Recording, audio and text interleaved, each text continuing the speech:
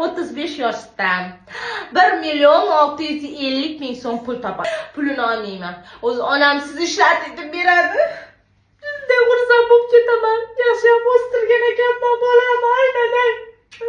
Voy bo'ldi, bomadam. Mayli, hech narsa qilmaydi. O kuni bir joyga boruvdik, 6 million oylik olarkan bizga kamlik qildi endi. To'sdan ichgan. Kelin ishlasin. Nimaga ishlamaydi? Kelin ishlasin.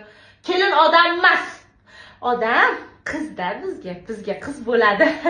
Topganini ayamaydigan, meni o'zini onasiday ko'radigan qiz kerak. Meni bolam bitta bolam bor. 35 yildan bir mana shu ko'zimga qora chiqday asrab kelaman.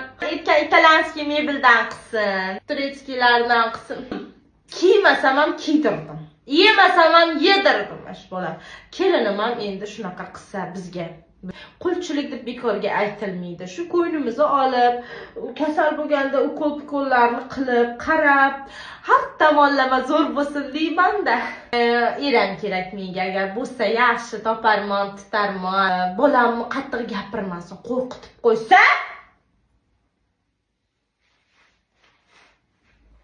chiqib ketishi mumkin. Ba'zida bolam qo'rqib men bilan uxlaydi. Shu narsalarga rozi bo'lsa, mayli yerga tegaman. O'g'lim ba'zida shuni aytmabman, qo'rqadi, men bilan uxlaydi ba'zida. Chunki endi bilmayman, bu babalar haydab yuboradi. Shunga shu rostini aytishim kerakda. Kelin endi o'zi qo'rqib qolsa, mayli kelinni ham olib yotaveramiz, yerga joy solib beramiz. Rozi bo'lsa kelinimiz, qizimiz,